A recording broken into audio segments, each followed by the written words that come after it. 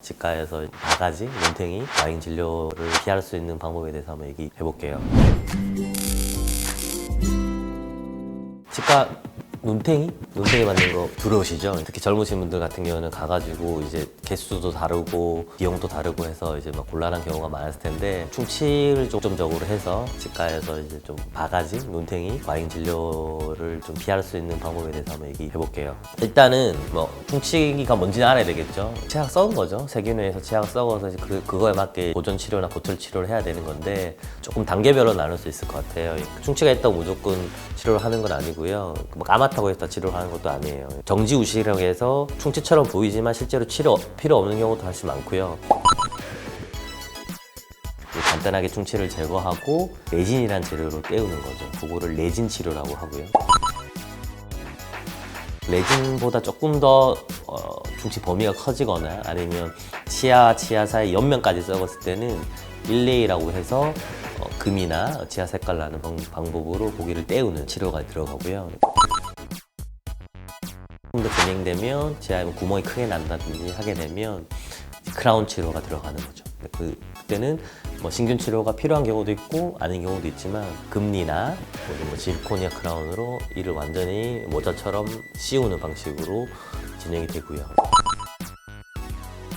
오후보다 조금 더 썩거나 뿌리까지 썩게 되면 치아를 살릴 수 없는 거죠. 보통 이제 임플란트를 들어가야 되는데, 결국은 아까 말한 것처럼 레진, 일레이, 크라운, 임플란트 이 정도로 이제 단계가 진행되는 건데, 그 선을 이제 오버하게 되면 결국 과잉 진료인 거죠. 치료를 안 해도 되는데 레진을 한다든지, 레진으로 할 수 있는데 일레이를 한다든지, 그죠? 일레이로 할 수 있는데 크라운을 한다든지, 크라운을 해서 살릴 수 있는데 이를 뽑는다든지, 그런 경우가 결국 과잉 진료가 되는 건데, 자, 일단은 그 얘기를 하기 전에 그러면 왜 조금씩 또 다른가? 결론부터 말씀드리면 그 자체가 문제가 있지는 않아요.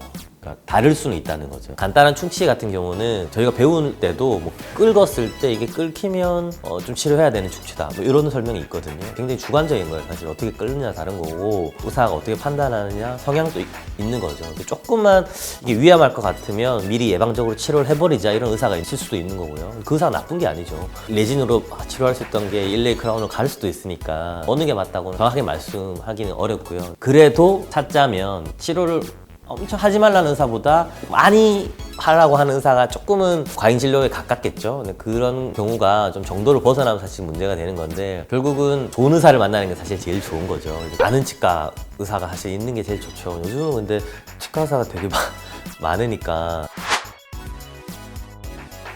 첫 번째 말씀드리는 거는 뭐 주변의 지인을 통해서도 아는 의사한테 치료를 받으면 사실 눈탱이를 피할 수 있는 제일 좋은 방법이겠죠. 근데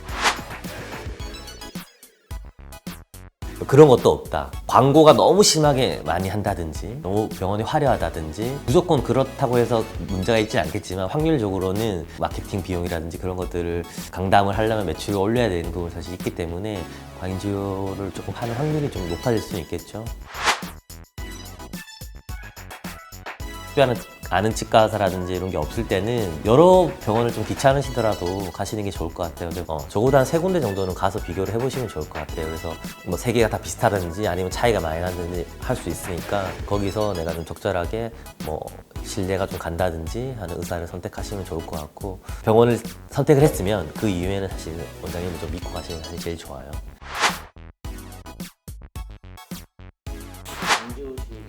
큰 것도 많이 관리하지 않아요.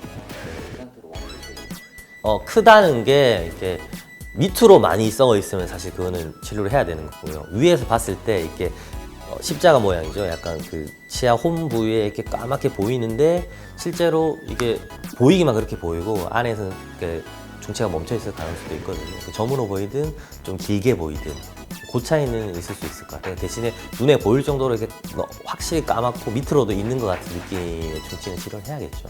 아까 충치 4단계를 설명드렸는데, 배가 아프다, 충치 때문에 아프다 하면은 70~80% 정도는 거의 신경치료를 해야 되는 경우가 많아요. 내 치아 손상을 좀 최소화할 수 있는 방법은 사전에 레진이나 뭐 일레이로 막을 수 있을 때 사실 가는 게 사실 제일 좋거든요. 그래서 적어도 1년에 한 번 정도는 치과를 가셔서 기본적인 것들을 검사하셔야 사전에 좀 예방할 수 있을 것 같습니다.